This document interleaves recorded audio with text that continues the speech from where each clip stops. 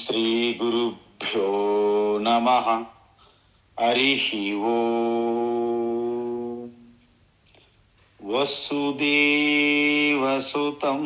దేవం కంసచానూరమర్దనం దేవకీ పరమానందం కృష్ణం వందే జగద్గురుం. తీర్త్వా మోహార్ణవం హత్వా రాగద్వేషాదిరాక్షసాన్ సీతా శాంతి సమాయుక్తా ఆత్మా రామో విరాజతే. ఆత్మస్వరూప బంధుగణ, మనం ఇప్పటి వరకు ఆ జ్ఞేయం యొక్క పూర్తి వివరణ తెలుసుకున్నాము. భగవాన్ ఇప్పటి వరకు అర్జునుడు 6 ప్రశ్నలు అడిగారు. ఏమిటంటే క్షేత్రము క్షేత్రజ్ఞ, జ్ఞానము జ్ఞేయము, ప్రకృతి పురుష. ఇప్పటి వరకు క్షేత్రము క్షేత్రజ్ఞ, జ్ఞానము జ్ఞేయం చెప్పారు. కాబట్టి ఇక నెక్స్ట్ ప్రకృతి పురుష చెప్పే ముందు ఒక్కసారి భగవాన్ చెప్పేదంతా ఒక్కసారి సింహావలోకనం అంటారు. దాని గురించి ఒక్కసారి సంక్షిప్తంగా, అంటే మనకి ఆల్ ఇండియా రేడియో న్యూస్ అంటారు. ఫస్ట్ ముఖ్యాంశాలు, హైలైట్స్, హెడ్డింగ్స్ చెప్తారు, వాటి యొక్క వివరణ ఇస్తారు. మళ్ళీ ఆఖరిలో మళ్ళీ ఆ హెడ్డింగ్స్తో చెప్పి కన్క్లూడ్ చేస్తారు, సమాప్తం చేస్తారు. వీళ్ళందరూ ఆల్ ఇండియా రేడియో వాళ్ళందరూ కూడా భగవాన్ శ్రీకృష్ణుడి నుంచి నేర్చుకున్నదే ఈ యొక్క టీవీ వాళ్ళంతా. కాబట్టి ఇప్పుడు భగవాన్ ఏం చెప్తున్నారంటే, మనకి వాస్తవానికి ఎటువంటి చీకటినైనా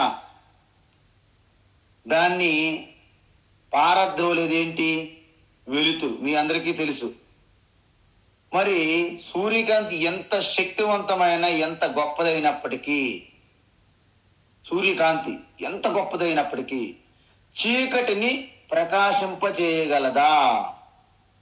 చీకటిని ప్రకాశింపచేయలేదు. నిన్నే మనం చూసాం. ఇప్పటికీ ఆయన వెతుకుతూ, ఆయన వెంట పడుతూనే ఉన్నాడు చీకటి వెనక, కానీ ఆయనకి దొరకట్లేదు సూర్యునికి. అంటే చైతన్యం, అంటే శుద్ధ చైతన్యం అనే నేను ఏదైతే శుద్ధ చైతన్యం అన్నామో, నిర్గుణ బ్రహ్మ, చీకటిని కూడా చూపించగలదు. అది అంటే తమస పరం, తమసః పరం అంటే చీకటి కంటే, చీకటిని కూడా తెలుసుకునే ఆ పరం బ్రహ్మ. చీకటి అంటే మీకు ఏ విధంగా చూపిస్తుంది? మీకు అర్థమైందా? మన కళ్ళుతో మనం చీకటిని చూడలేం. కళ్ళు, మన నేత్రములు వెలుతురు ఉంటేనే పని చేస్తాయి. ఇంకా వెలుతురు లేకుంటే ఇంకేం పని చేస్తాయి? అయితే మరి చీకటిని కూడా చూపించేది ఏమిటి? చీకటి గురించి తెలుసుకునేలా ఏం చేస్తుందంటే మన యొక్క శుద్ధ చైతన్యమే. చూడండి, గాఢ నిద్రలో కూడా ఆ గాఢ నిద్రలో ఉన్న చీకటిని కూడా సాక్షిగా చూస్తుంది శుద్ధ చైతన్యమే. అందుకే నిద్ర నుండి మీరు బయటికి వచ్చాక, నేను చాలా బాగా నిద్రపోయానండి, నాకు ఏం నిద్ర సరిగా పట్టలేదండి, నాకు సుఖంగా నిద్రపోయాను, ఒక రాయిలాగా, ఒక కర్రలాగా పడి ఉన్నాను అని అనుభూతి చెప్తాం. అంటే గాఢ నిద్రలో కూడా ఆ యొక్క చీకటిని కూడా దర్శిస్తున్నారు. స్వప్నములు వస్తువులను చూస్తున్నారు, అక్కడ వెలుతురుగా ఉన్నప్పుడు దర్శిస్తున్నారు. పగటిపూట జాగ్రత్త అవస్థలో ఈ యొక్క అన్ని వెలుతురులో కూడా మీరే సాక్షిగా ఉన్నారు అంటే యత్స్వప్న జాగర సుసుప్తిమవైతి నిత్యం తద్బ్రహ్మ నిష్కలమహం నచ భూత సంగః. ప్రాతస్మరంలో చూసాం, ప్రాతర్నమామి తమస పరమర్కవర్ణం. ఈ శుద్ధ చైతన్యము పరమ అర్కవర్ణం అంటే అర్క అంటే సూర్య భగవాన్. సూర్య భగవాను కంటే పరం. ఎందుకు? తమస అంటే చీకటిని కూడా తెలుసుకుంటుంది. వెలుతురు చీకటి రెండింటిని కూడా ప్రకాశింపజేసేది శుద్ధ చైతన్యమే. అది ఎలాంటిది? పూర్ణం సనాతన పదం పురుషోత్తమాఖ్యం. అది పూర్ణం, సనాతనం, చిరంతనం. దాన్ని పురుషోత్తమ అంటారు అని చెప్పారు. అందువలన ఏ శుద్ధ చైతన్యం అయితే చీకటిని కూడా తెలియజేస్తుంది. ఇది ఒక ప్రత్యేకమైన జ్యోతి, మిగతా జ్యోతుల కంటే భిన్నమైనది. కానీ చైతన్యం ఒక్కటే చీకటి ఉన్నప్పుడు కూడా ఉంటుంది. మరి ఎటువంటి వెలుతురైన చీకటి ఉంటే వెలుతురు ఉండదు, వెలుతురుంటే చీకటి ఉండదు. కానీ ఆత్మజ్యోతి చీకటి వెలుతురు రెండింటిని కూడా తెలియజేస్తున్నది.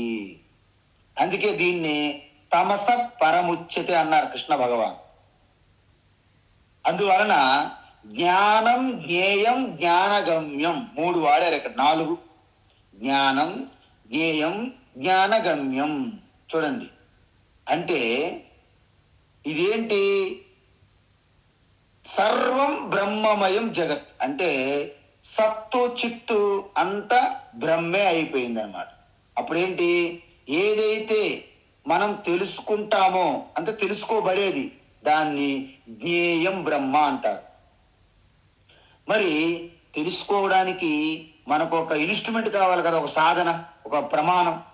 దాన్ని జ్ఞానం అంటారు. జ్ఞానం, జ్ఞేయం. జ్ఞానగమ్యం అంటే జ్ఞానం మీరు పొందిన తరువాత మీరు ఏ స్థితిలో అయితే ఉంటారో, ఏ స్థితిని అయితే పొందుతారో, చేరుకుంటారో దానిని జ్ఞానగమ్యం అంటారు. ఈ ప్రకారంగా జ్ఞానం, జ్ఞేయం, జ్ఞానగమ్యం ఎక్కడ ఉంది? కైలాసములో ఉంది అంటే తప్పు. ఇక్కడ ఏమంటున్నారు?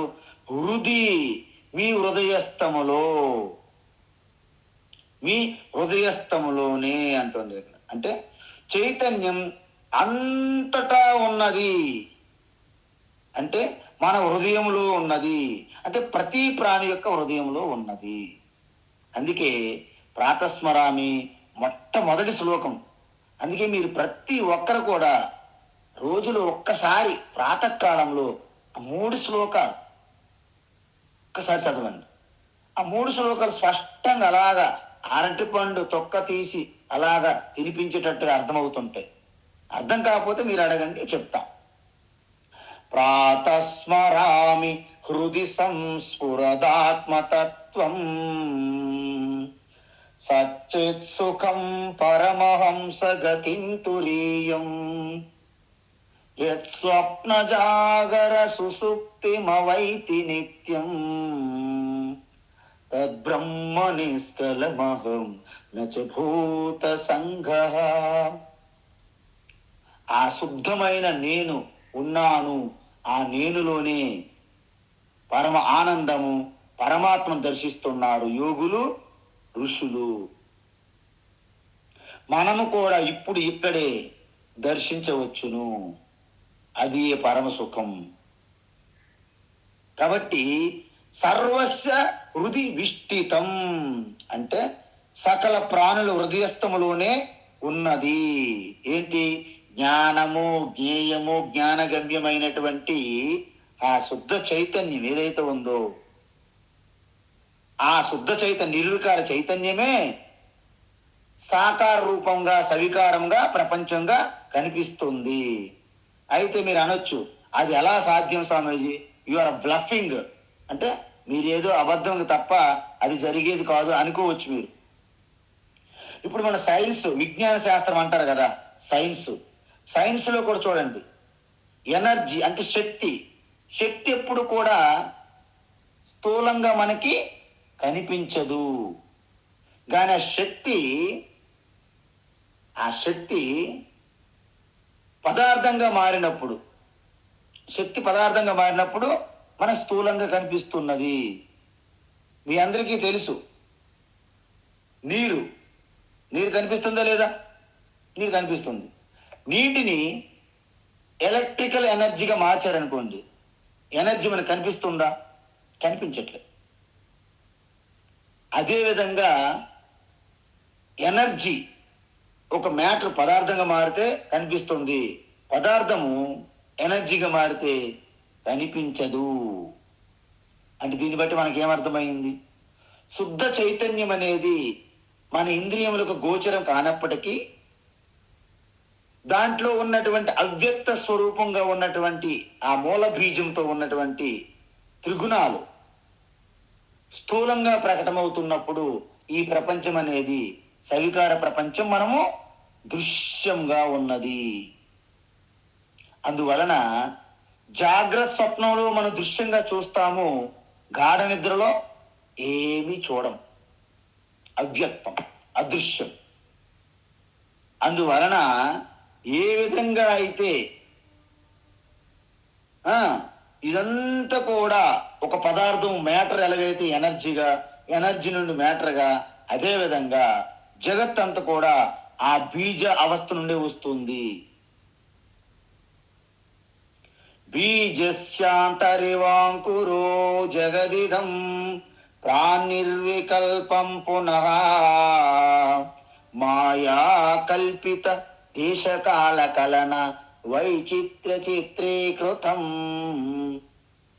ఒక విత్తనము నుండి ఇంత పెద్ద వటవృక్షం ఎలా వస్తుందో, అయితే వటవృక్షము ఏదో అకస్మాత్తుగా వచ్చిందంటారా? లేదు. ఈ వటవృక్షం అంతా, ఈ పత్రాలు, కొమ్మలు, ఆకులు, పుష్పాలు, పండ్లు, ఇవన్నీ ఓడలు, ఇవన్నీ కూడా అవ్యక్తంగా విత్తనంలో ఉన్నాయి. ఇప్పుడు ఆల్రెడీ సైన్స్ చెప్తున్నది, డిఎన్ఏలో అంతా ఉంటుంది నిక్షిప్తమై.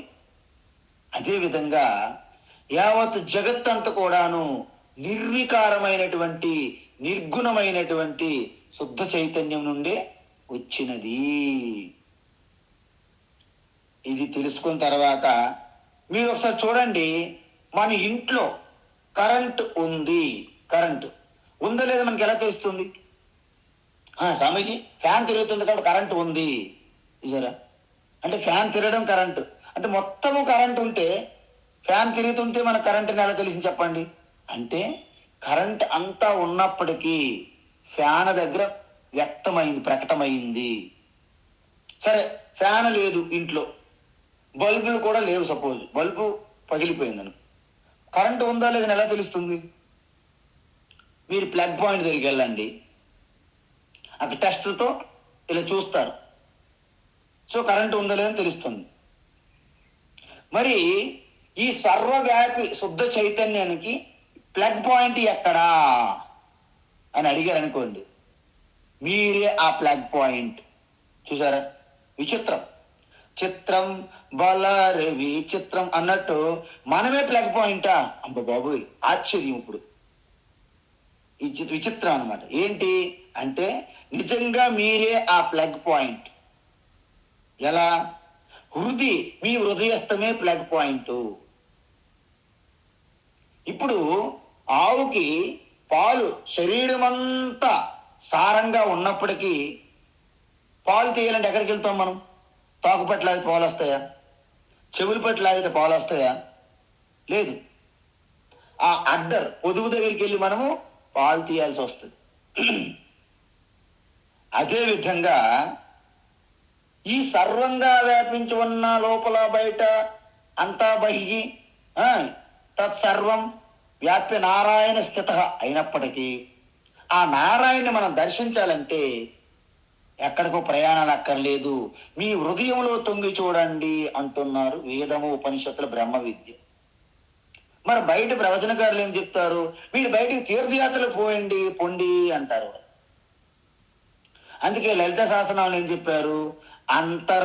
అంతర్ముఖంగా చూస్తేనే సమారాధ్య, బహిర్ముఖంగా మీరు వెళ్తుండే కొలది సుదుర్లభ, మీకు దుర్లభం, అసలు ఎప్పటికీ అందుకోలేరు అని చెప్తున్నారు.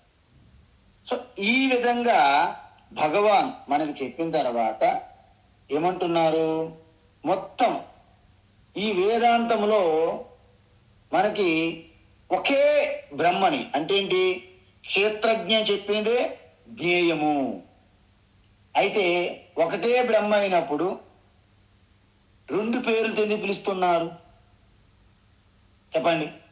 అంటే జనరల్గా ఎన్ని మనకి ఇది లేదు ఇది లేదని వెళ్ళిపోయింది సార్, చివరికి నువ్వు ఉన్నావా లేవని అంటే ఏమంటారు మీరు?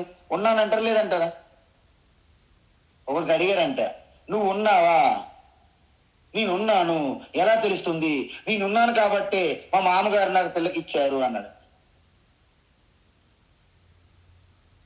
అలాగన్నట్టు ఏదో ఈయన పిల్లకి ఇచ్చారు కాబట్టి ఈయన ఉన్నాడని కాదు, ఈయన ఉంటేనే పిల్లకి ఇచ్చారు, అలా అర్థం చేసుకోవాలి.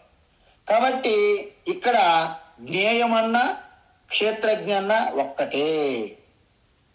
అయితే ఇన్ని పేర్లు ఎందుకు పెట్టాలంటే, చూడండి, ఒక ఇంట్లో ఒక తల్లి ఉంటారు, ఆ పిల్లలు అమ్మ అంటారు, ఆ భర్తకి భార్య, వాళ్ళ తల్లిదండ్రులకి కూతురు, వాళ్ళ తోబుట్టువులకి వదినే, వాళ్ళు ఇంక చాలా ఉంటారు, అక్క, చెల్లి, అమ్మ, కూతురు, అత్త, అనేక రకాలుగా పిలువబడుతున్నారు. ఎంతమందిని? ఒక్కరినే. అదేవిధంగా ఇప్పుడు సపోజ్ ఇక్కడ మనం ఎక్కడ ప్రస్తుతానికి హైదరాబాద్ ఉన్నాం అనుకోండి. ఇదేంటి? హైదరాబాద్ ఓకే. ఇంతకీ తెలంగాణ అంటే తెలంగాణ అన్నాం అనుకోండి, కరెక్టే కదా, హైదరాబాద్ తెలంగాణలో ఉంది. సరే భారతదేశం అన్నాం అనుకోండి, ఏమైనా తప్ప? తెలంగాణ భారతదేశం ఉంది కదా. సో ఆ విధంగా క్షేత్రజ్ఞ అంటే ఈ క్షేత్రములో ఈ వ్యక్తి ఈ ఉపాధిలో ఉన్నటువంటి శుద్ధ చైతన్యాన్ని క్షేత్రజ్ఞ అంటారు. అదేవిధంగా ఈ సమష్టి సృష్టి యందు ఉన్నటువంటి శుద్ధ చైతన్యాన్ని జ్ఞేయం బ్రహ్మ అంటారు. ఏ పేరుతో పిలిచినా ఒక్కటే, పేర్లు మాత్రం వేరు వేరు. ఇది చెప్పి భగవాన్ మరొకసారి సంక్షిప్తంగా చెప్పిందే మరోసారి గుర్తు చేస్తున్నారు ఇక్కడ. ఏంటి అంటే, ఇతి క్షేత్రం తథా జ్ఞానం, ఇతి క్షేత్రం తథా జ్ఞానం, ఇతి క్షేత్రం తథా జ్ఞానం, జ్ఞేయం చోక్తం సమాసతః, జ్ఞేయం చోక్తం సమాసతః, జ్ఞేయం చోక్తం సమాసతః, మద్భక్త ఏతద్విజ్ఞాయ, మద్భక్త ఏతద్విజ్ఞాయ, మద్భక్త ఏతద్విజ్ఞాయ, మద్భావాయోపపద్యతే, మద్భావాయోపపద్యతే, మద్భావాయోపపద్యతే, ఇతి క్షేత్రం తథా జ్ఞానం, జ్ఞేయం చోక్తం సమాసతః, ఇతి క్షేత్రం తథా జ్ఞానం, జ్ఞేయం చోక్తం సమాసతః, ఇతి క్షేత్రం తథా జ్ఞానం, జ్ఞేయం చోక్తం సమాసతః, మద్భక్త ఏతద్విజ్ఞాయ మద్భావాయోపపద్యతే, మద్భక్త ఏతద్విజ్ఞాయ మద్భావాయోపపద్యతే, మద్భక్త ఏతద్విజ్ఞాయ మద్భావాయోపపద్యతే. ఉత్తమం. అయితే మనం కూడా చూడండి, ఏ విషయాలైనా ఒక్కసారి మనం చెప్పిన తర్వాత మరోసారి వారిని అడుగుతాం ఎంతవరకు గ్రహించారా, ఎంతవరకు వారు గ్రాస్ చేశారనేది. ఎందుకంటే అలాగ చెప్పుకుంటూ పోతే వారికి నిజంగా అర్థం అయిందా లేదా, ఊరికి తలకాయలు ఊపుతున్నారా అనే ఒక డౌట్ వస్తుంది టీచర్కి. అందువలన అర్జునుడు అడిగినటువంటి 6 ప్రశ్నలకి 4 విషయాలపైన సమాధానం చెప్పడం జరిగింది. 4 ఏంటి మరొకసారి గుర్తుపెట్టుకోవాలి మీరు. 4 అంటే 1 క్షేత్రము, 2 క్షేత్రజ్ఞ, 3 జ్ఞానము, 4 జ్ఞేయము. అయితే ఈ 4ంటిని సమాసంగా అంటే సంక్షిప్తంగా చెప్పడం జరిగింది. దాన్ని మరి అర్జునుడికి అర్థమైందో లేదో ఒకసారి తెలుసుకోవాలి కదా. అందువలన భగవాన్ ఏమంటారంటే ఇతి, ఈ విధంగా 4 చెప్పేశారు కదా. ఇతి అంటే full stop, just full stop పెట్టి ఇతి క్షేత్రం, క్షేత్రం గురించి చెప్పాం. శరీరం, ఇదం క్షేత్రం అని చెప్పాం. ఇదం శరీరం క్షేత్రం ఇది అభిధీయతే, దీన్ని క్షేత్రం అంటారు. ఎందుకు? క్షేత్రముతో పాటు జ్ఞానం కూడా చెప్పారు. ఏంటి? అమానిత్వమదం విత్వం అహింసా క్షాంతిరార్జవం. అక్కడ నుండి 12వ శ్లోకం వరకు అధ్యాత్మ జ్ఞాన నిత్యత్వం తత్వజ్ఞానార్థ దర్శనం ఏతజ్ఞానమితి ప్రోక్తం అజ్ఞానం యదతోన్యథ, అది కూడా చెప్పారు. అంటే 20 సద్గుణాలు కలిగి ఉండాలి. ఈ జ్ఞానాన్ని మీరు అపరోక్ష అనుభూతిగా సాక్షాత్కరించుకోవాలంటే మీరు 20 గుణాల లక్షణాలను మీరు వృద్ధి చేసుకోవాలని చెప్పారు జ్ఞానం గురించి. ఇప్పుడు జ్ఞేయం బ్రహ్మ గురించి చెప్పారు.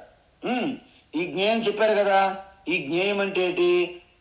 సర్వేంద్రియ గుణాభాసం సర్వేంద్రియ వివర్జితం జ్ఞేయం యత్తత్ ప్రవక్ష్యామి అనాదిమత్పరం బ్రహ్మ న సత్తన్నా సదుచ్యతే సర్వతప్పాని పాదం తత్ తత్ సర్వతోక్షి శిరోముఖం. ఇవన్నీ చెప్పారు కదా. సో ఇవన్నీ చెప్పిన తర్వాత జ్ఞేయం చెప్పడం అయిపోయింది. తర్వాత ఏం చెప్పారు భగవాను? చ అంటే తథా జ్ఞానం జ్ఞేయం చ అంటే మరియు క్షేత్రము కూడా చెప్పినట్లే. ఎందుకు? జ్ఞేయము క్షేత్రము ఒక్కటే అని చెప్పాం మనం. సమాసత అంటే సంక్షిప్తంగా చెప్పారు. 4 అంశాలు ఉక్తం అంటే ఈ 4ంటి నేను బోధ ఉపదేశించాను అని చెప్తున్నారు. అయితే సమాసత ఎందుకన్నారు? ఎందుకంటే ఏదైనా సరే మనం ఒక జ్ఞానాన్ని బోధ చేసేటప్పుడు మన బుద్ధి చాలా సూక్ష్మంగా తీవ్రంగా మంచి పదునుగా ఉంటేనే మీకు అర్థమవుతుంది. అర్థమైందా? ఎందుకు అర్థమవుతుంది? అప్పుడు దాని మీద మీకు కుతూహలం పెరుగుతుంది. ఎందుకు? తీవ్రంగా సూక్ష్మంగా బుద్ధి ఉంటే మనం చెప్పిందంతా మరింత జిజ్ఞాస పెరిగి తెలుసుకోవాలని మీరు ఉత్సాహం పెరుగుతుంది. కానీ ఏదో ఈ కాస్త బోధ ఒక్కసారి మన తలపై నుంచి వెళ్ళిపోయింది అనుకో సపోజ్. ఎందుకు? మనం వేరే ఆలోచన పెట్టుకుంటాము. శ్రీకృష్ణ ఏం చెప్పాడో తెలీదు. ద్రౌపది దగ్గర మాట ఇచ్చేశాను, ఆవిడేమో ఆయన బేరాలు పలుకుతున్నారు, ప్రతిజ్ఞ చేశారు. ఇంతకీ మేము యుద్ధంలో గెలవగలమా లేదా, మా ప్రతిజ్ఞ సంగతి ఏంటి, మా అమ్మగారు ఏమనుకో, ఇలాంటి ఆలోచించుకున్నాడు అనుకున్న అర్జునుడు. కృష్ణ చెప్పినట్టు ఉపదేశము తలపై నుండి వెళ్ళిపోయిందని అర్థం. కాబట్టి ఇక్కడ వేదాంతం ఎప్పుడైతే తలపై నుంచి వెళ్ళిపోతుందో వాళ్ళు ఏమంటారు? చాలులే, ఈ నేర్చుకుంది కొద్దిపాటి చాలు, ఇక రామకృష్ణ అని మనము ఆ యొక్క భగవంతుడి నామం తీసుకొని సరిపోతుంది, అక్కడ సంతృప్తి పొందిపోతారు అన్నారు వాళ్ళు. వాళ్ళు ఇంక మరోసారి రెండోసారి క్లాసు మర్రారు. ఎందుకు? వారికి ఇటువైపు ఆ బుద్ధి అంత సూక్ష్మంగా పెట్టలేరు, ఏకాగ్రత లేదు వారికి. ఒక్క నిమిషం పాటు ఒక వస్తువు కానీ, ఒక ఆలోచన కానీ, ఒక మనిషి కానీ, ఒక పని మీద కానీ దృష్టి పెట్టలేరు. సో వాళ్ళకి ఇది కాదు. మరి అఖండ నామకీర్తన చేస్తారు. ఎందుకంటే ఒక 5 నిమిషాలు అఖండ నామకీర్తన చేయడము, ఆవలింతలు, నిద్రపోవడాలు, టీ తాగడాలు, ఎవరు ఏం చేస్తే ఎవరు అడుగుతున్నారు? మన మీటింగ్లు చూస్తాం. మీటింగ్లు జనం ఉంటారు, ఇసుక పోస్తు కింద పడదు. వాళ్ళు మాట్లాడుకుంటారు, ఒకరు జుట్టు ఇలా జడలు వేసుకుంటారు, ఒకరు జుట్టులో పేను ఉంటే చూసుకుంటారు, ఒకరు అనేక రకాలు చీర బాగుంది, పువ్వులు బాగున్నాయి, ఆభరణాలు బాగున్నాయి, పిల్లలు ఏం చేస్తున్నారు, పెళ్ళిళ్ళు అయ్యాయా, ఉద్యోగులు ఇచ్చున్నాయా, వ్యాపారం ఎలాగుంది, ఇల్లు ఎలాగుంది, ఇవి అక్కడేమో ఆయన ఏదో చెప్తుంటాడు పాపం, మా పైన ఆయన ఏదో వాగుతుంటారు. సో ఇలాంటి వాళ్ళకి ఇలాంటి తత్వము లోపలికి వెళ్ళదని కృష్ణ పరమాత్మ తెలుసు. అందుకే ఆయన ఏమంటున్నారు, ఇది ఎవరికి పడితే వారికి చెప్పడానికి వీలు కాదు. ఏ ఇంతవరకు జరిగినటువంటి ఈ బోధ ఉపదేశం ఒక ట్రైలర్ లాంటిది. చూసారా, మనకి ఈ మధ్య కాలంలో యూట్యూబ్లో ఎక్కడ చూసిన trailer demonstration, sample, pilot project అని అంటున్నారు మనకి. కాబట్టి ఈ విధంగా చెప్పాలంటే ఇంకా ఇంకా మిగతా బోధ చెప్పాలా వద్దా అని తెలుసుకోవడానికి కృష్ణ పరమాత్మ ఒక పరీక్ష పెట్టాలి కదా. అంటే వింటున్నాడా లేదు ఈయన, నేను ఇలా చెప్పుకుంటూ పోతే ఎందుకు అనవసరం కదా. అందువలన క్లైమాక్స్ బహుత్ దూర్ హే, అభితో ట్రైలర్ హే, క్లైమాక్స్ బాకీ హే అన్నట్టు. అంటే ఇంక పూర్తి బోధ చేస్తాం, కానీ ఈ ట్రైలర్లోనే తెలిసిపోతుంది మన యొక్క ఉత్సాహం, ఉల్లాసం అనేది. అందువలన మద్భక్త ఏతద్ విజ్ఞాయ, నా భక్తులు దీని గురించి సమగ్రంగా తెలుసుకోగలరు. చూసారా, అందుకే భగవద్గీత అందరికి చెప్పరండి వీళ్ళెవరు. వాళ్ళు ఎందుకు చెప్పట్లేదని ఒకసారి నేను అడిగితే వాళ్ళే అన్నారు రహస్యంగా, స్వామీజీ వీళ్ళందరూ ఎవరు దీనికి యోగ్యత లేరు అన్నారు.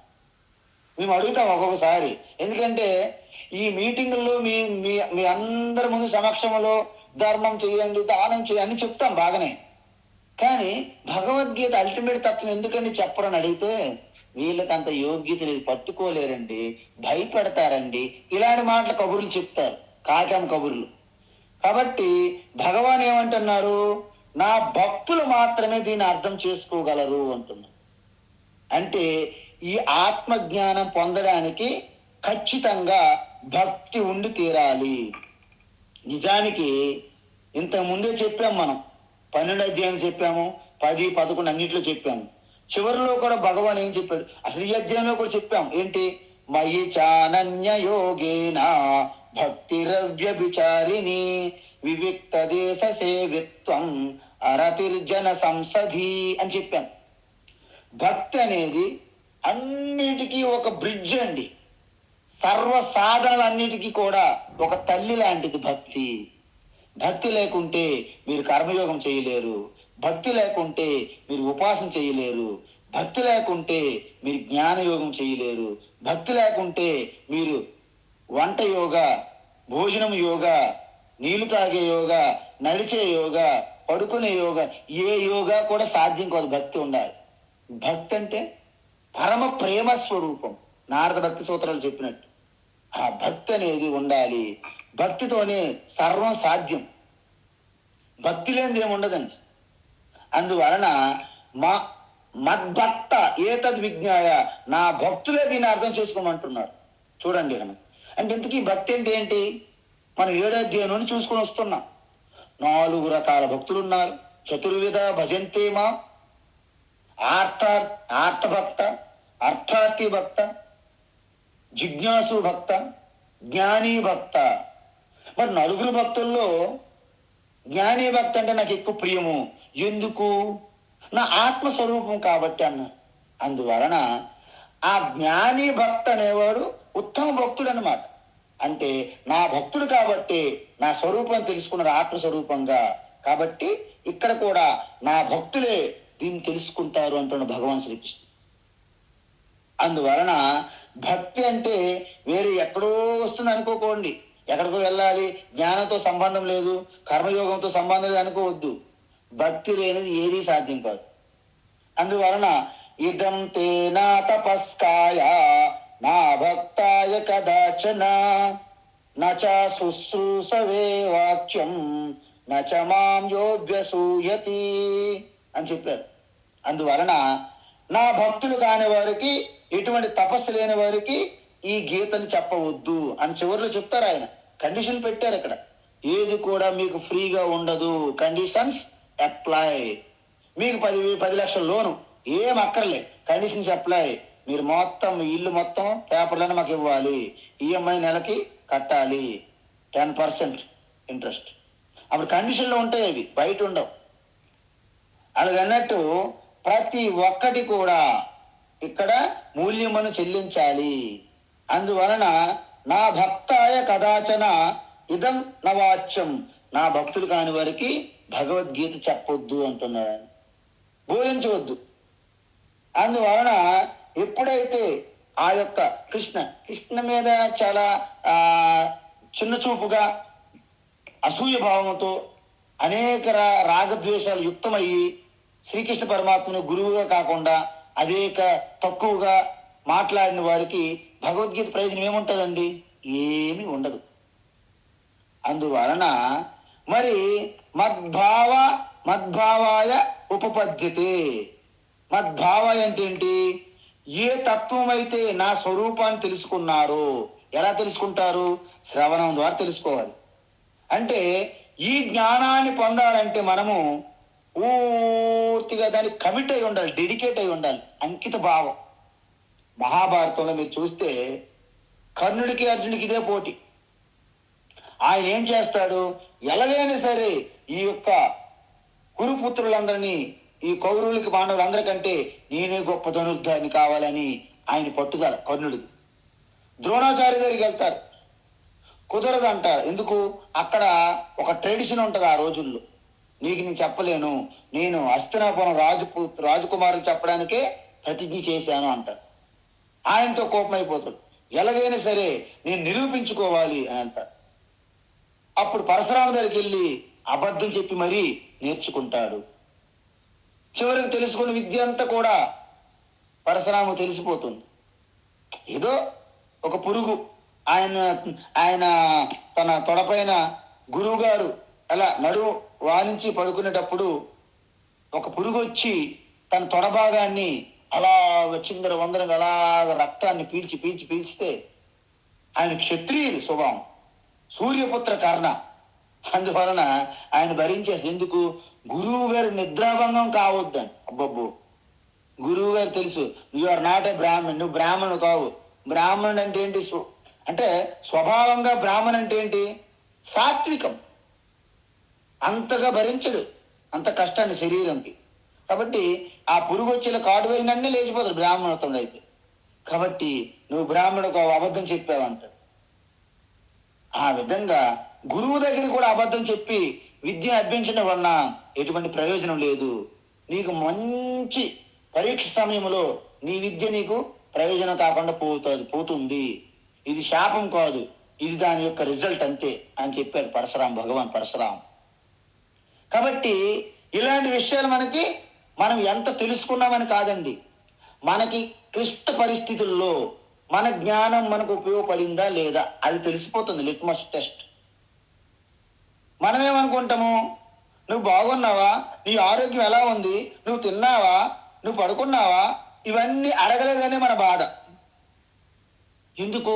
మన సంసారం, దీన్నే సంసారం అంటారు. నేను ఒంటరిగా ఉన్నాను, నా గురించి ఎవరు అడగట్లేదు, నా బాగోగుల గురించి ఎవరు పట్టించుకోవట్లేదు అని అంటాం.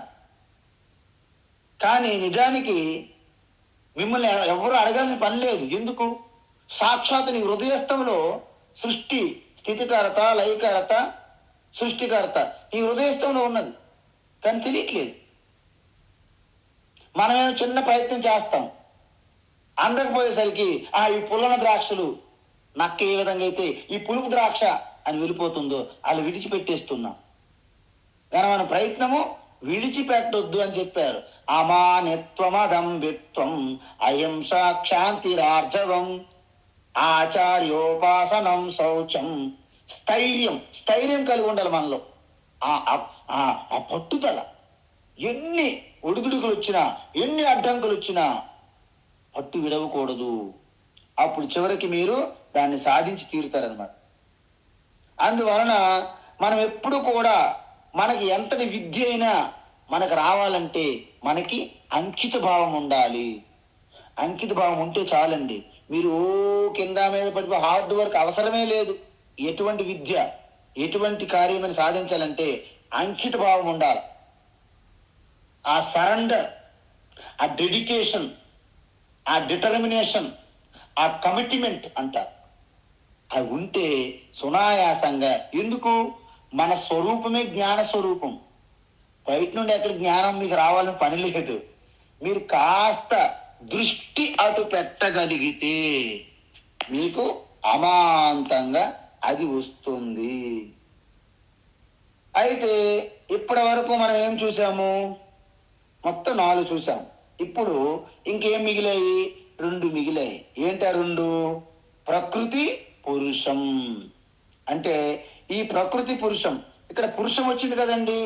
పురుషము, జ్ఞేయము, క్షేత్రజ్ఞ 3 కూడా ఒకటే అని చెప్పాను నేను.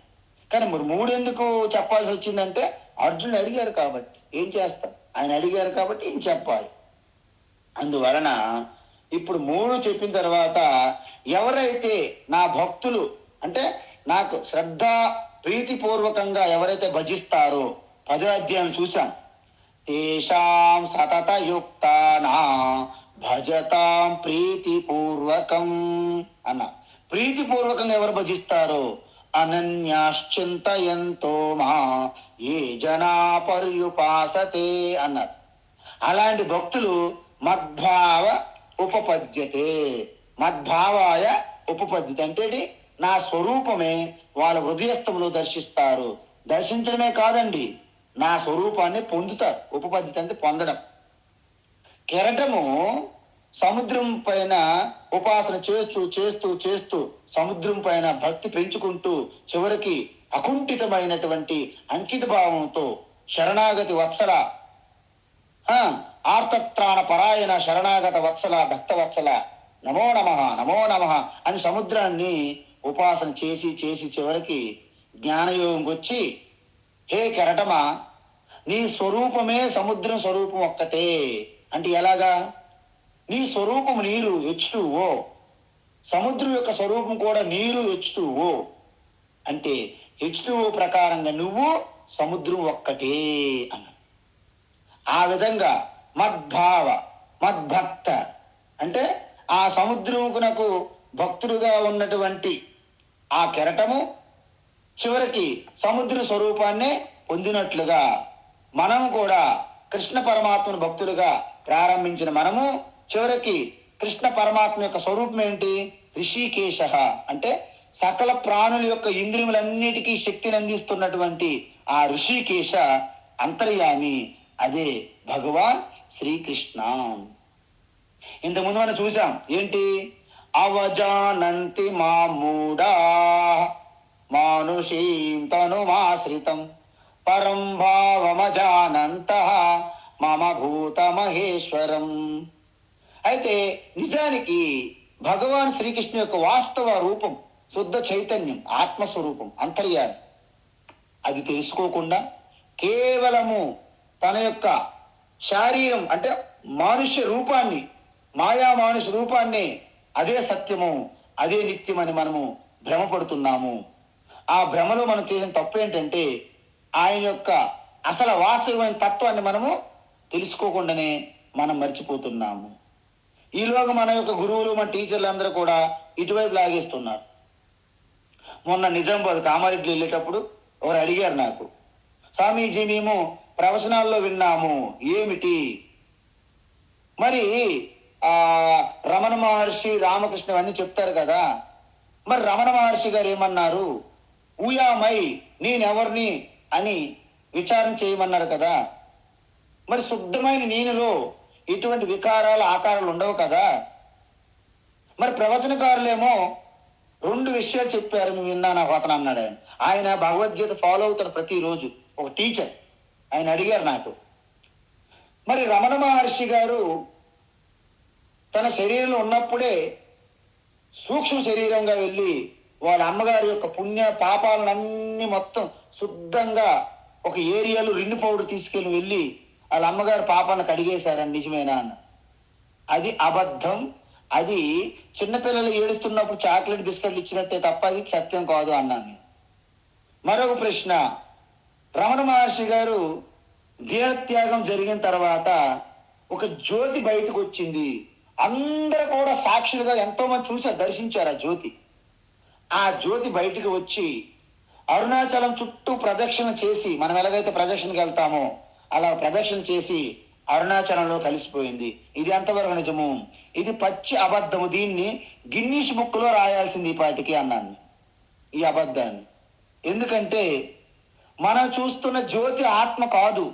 ఇప్పటికే చూసాం మనం, జ్యోతిషాం తజ్జ్యోతి, ఆత్మ చైతన్య జ్ఞాన స్వరూపం, అది భౌతిక జ్యోతి కాదు. మరి సాక్షిగా అందరు చూశారంటే ఈ మాంస నేత్రలతో కనిపించే జ్యోతి జ్యోతియా? కాదు కదా, అది భ్రమ. మరి దాన్ని ప్రవచనకారులు సత్యంగా చెప్తున్నారు, వినడానికి ఉన్నారు కాబట్టి చెప్పడానికి వాళ్ళకి ఏం ప్రాబ్లం లేదు. మరొక 100 సంవత్సరాల నుంచి చెప్తారు అన్నాను నేను. ఎందుకంటే వినడానికి ఉన్నాం కదా సిద్ధంగా, స్టాక్ అండ్ బ్యారల్. కాబట్టి ఇదంతా స్క్రాప్ బిజినెస్. కాబట్టి రమణ మహర్షి ఆ నేను అనే శుద్ధ చైతన్యం గురించి ఏం చెప్పారు? హృదయ కుహర మధ్యే, చూడండి గమనించండి, హృదయ కుహర మధ్యే కేవలం బ్రహ్మ మాత్రం. అహం అహం అహం అంటే నేను నేను నేను. అహం అహం ఇది ఆత్మరూపేణ, సాక్షాత్ ఆత్మరూపేణ భాతి, ప్రకాశిస్తుంది. ఆ శుద్ధ చైతన్య బ్రహ్మ ఏం చెప్పారు రమణ మహర్షి? హృదయములో, హృదయ కుహరం, మీ హృదయ కుహరం ఉంది కదా, హృదయములో హృదయస్థములో కేవలం శుద్ధ చైతన్య బ్రహ్మ. మరి ఎలా ప్రకటమవుతుంది? అహం అహం అంటే నేను నేను ఉన్నాను అని ఆ ఆత్మగా భాషిస్తుంది, ప్రకాశిస్తుంది.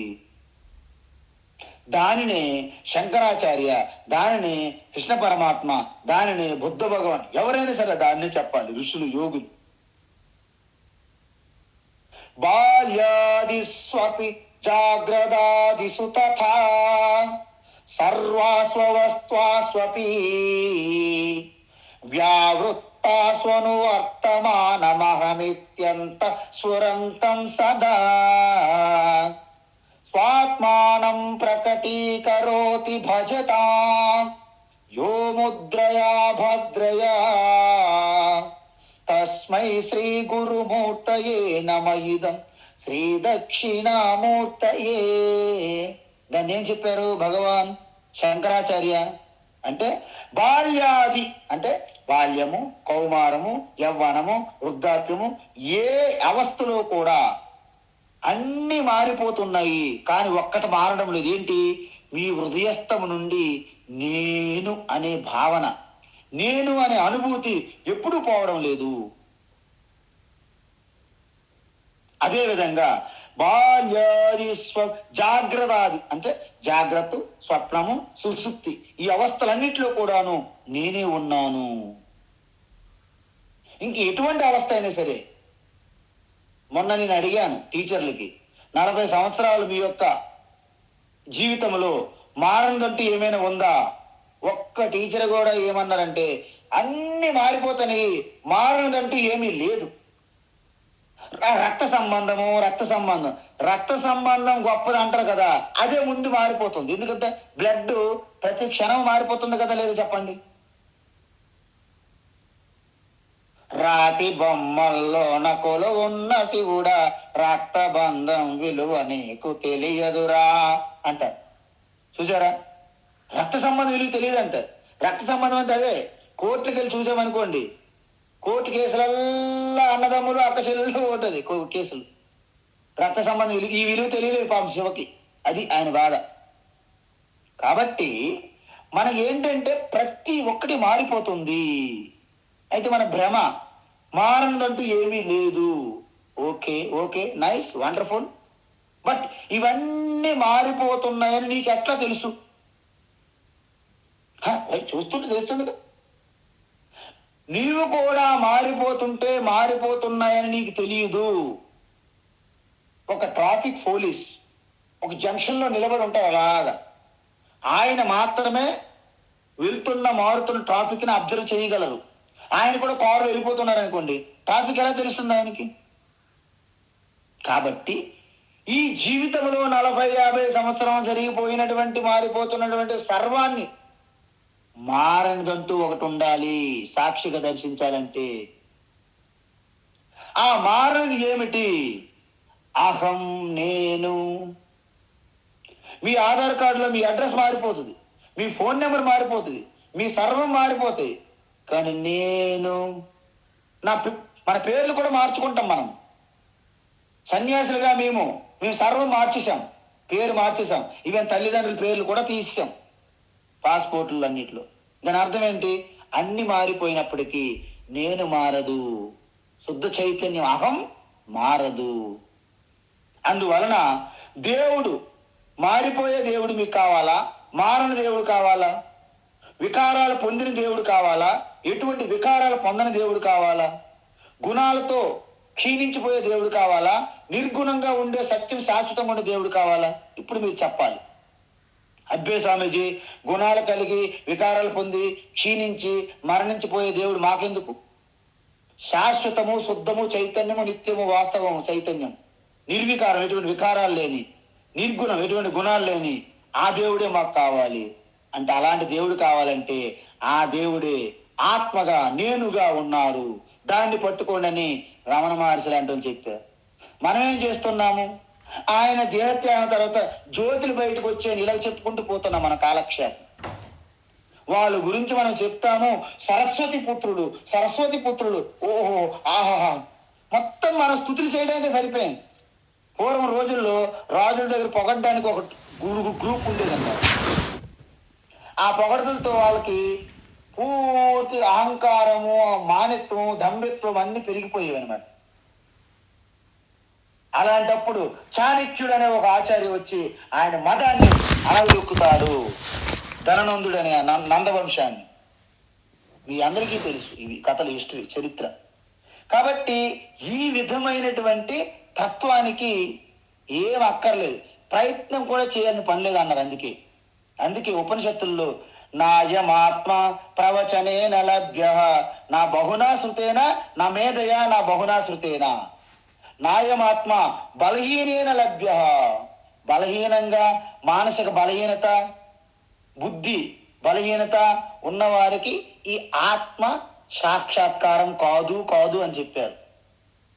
మరి ఎవరికి అవుతుంది? ఎవరైతే అది తప్ప రెండవది కోరుకోరు. ఎలా కోరుకోవడం అండి అంటే, నీటిలో మనం మునిగి ఉన్నప్పుడు ఎలాగైతే ఆ వాయువు కోసం మనం కొట్టుకుంటామో, ఆ ఊపిరి అందక ఎలాగైతే కొట్టుకుంటామో, అప్పుడు మీ దగ్గర నేను వచ్చి ఏమండి మీకు ఒక జూబ్లీస్లో మంచి ప్లాట్ కావాలా? ప్లాటా గీట, నా ఊపిరాడే చనిపోతాను నాకు లోపల. అలా ఏ విధంగా అయితే కేవలం ఊపిరి కోసం మనం తగతగలాడుతామో, ఆ విధంగా ఎవరైతే తమే వైశ వృణితే తేన లభ్య తస్యైస ఆత్మ వివృణుతే తనుం స్వాం అన్నారు ఉపనిషత్తుల్లో. ఎవరైతే ఆ తప్పించి ఆ పరమాత్మ దర్శనం తప్ప వేరే వద్దని కోరుకుంటారో వారికి ఆత్మస్వరూపంగా సాక్షాత్కారం జరుగుతుంది. రామకృష్ణ పరమహంస ఇల్లు విడిచిపెట్టి ఆ కాళీమాత మందిరం దగ్గర ఉండి వారం రోజులు అయిపోయేసరికి సమయం అంతా హృదయం అయిపోయి వృధా అయిందని బాధతో తన శరీరాన్ని హింసించుకొని ఆత్మహత్య చేసుకోవాలా అన్నంత తపనలోకి వెళ్ళిపోయాడు ఆయన. మీ అందరికీ చెప్పాను, గురువు అంటే ఈశ్వరే గురువుగా వస్తారు తప్ప గురువు అని జెంటిల్మెన్ అక్కడ ఉండరు. అందువలన గురువును కూడా ఆత్మస్వరూపంగా దర్శించాలి. కానీ ఇప్పుడు మనం ఏం చేస్తున్నాము? గురువుల్ని శరీరం రూపంగా దర్శిస్తున్నాం. అందువలన గురువు చనిపోయాడు. మరి శరీరం గారు చూస్తే ఎవరైనా చనిపోవాల్సిందే. ఆత్మస్వరూపంగా అయితే గురువుని ఆత్మస్వరూపంగానే ఉంటారు. ఈశ్వరో గురురాత్మేతి మూర్తి భేద విభాగిని అన్నారు. అంటే ఈశ్వరు యొక్క స్వరూపం ఆత్మ, గురువు యొక్క స్వరూపం ఆత్మ, నా యొక్క స్వరూపం ఆత్మ, ముగ్గురు ఒక్కటే అన్నారు. మరి ముగ్గురు ఒకటైతే మూడు పేర్లు ఎందుకు అంటే మూర్తి భేద విభాగిని. మూడు ఉపాధులు బట్టి మూడు పేర్లు వచ్చాయండి. తత్వం ఒక్కటే. కెరటము, అల, బుడగ, తరంగము, నురగ, ఇన్ని పేర్లు ఎందుకు వచ్చాయి? వాటి ఆకారాలు పెట్టండి ఇవి. మరి సారం ఏమిటి? అంతా నీరే. ఉంగరము, బ్రేస్లెట్, రింగు, చైను, ఇన్ని పేర్లేంటి? అన్నిట్లో ఉన్నదేంటి సమానంగా? బంగారమే. అందువలన రింగు చెయ్యి పెట్టుకోలేము, బ్రేస్లెట్ మెడలేసుకోలేము. అంత మాత్రాన్ని వేరు వేరు కాదు అవి. అన్నిట్లో ఉన్నది బంగారమే. ఈ దృష్టి కావాలి. అందువలన భగవాన్ ఏమంటున్నారంటే ఇప్పుడు ప్రకృతిం పురుషం చైవ, ప్రకృతిం పురుషం చైవ, ప్రకృతిం పురుషం చైవ, విద్యనాది ఉభావపి, విద్యనాది ఉభావపి, విద్యనాది ఉభావపి, వికారాం చ గుణాం చైవ, వికారాంశ్చ గుణాంశ్చైవ, వికారాంశ్చ గుణాంశ్చైవ, విద్ధి ప్రకృతి సంభవాన్, విద్ధి ప్రకృతి సంభవాన్, విద్ధి ప్రకృతి సంభవాన్, ప్రకృతిం పురుషం చైవ విద్యనాది ఉభావపి, ప్రకృతిం పురుషం చైవ విద్యనాది ఉభావపి, ప్రకృతిం పురుషం చైవ విద్యనాది ఉభావపి, వికారాం చ గుణాం చైవ విద్ధి ప్రకృతి సంభవాన్, వికారాంశ్చ గుణాంశ్చైవ విద్ధి ప్రకృతి సంభవాన్, వికారాంశ్చ గుణాంశ్చైవ విద్ధి ప్రకృతి సంభవాన్. ఉత్తమం. ఈ ప్రకృతి పురుష గురించి ఇక తర్వాత క్లాసులో మనకు వివరిస్తారు. భగవాన్ శ్రీకృష్ణ ఈ తత్వాన్ని సాంఖ్య సిద్ధాంతం నుండి కొంత భాగం తీసుకొని చెప్తారు. ఇది ఆల్రెడీ మనము క్షేత్రంలో చెప్పేటప్పుడు చెప్పాము. కాబట్టి రేపటి నుండి ఈ ప్రకృతి పురుష వాటి యొక్క సంబంధము, వాటి యొక్క స్వభావం గురించి చూద్దాం. హరి ఓం తత్సత్. సర్వం శ్రీకృష్ణార్పణమస్తు.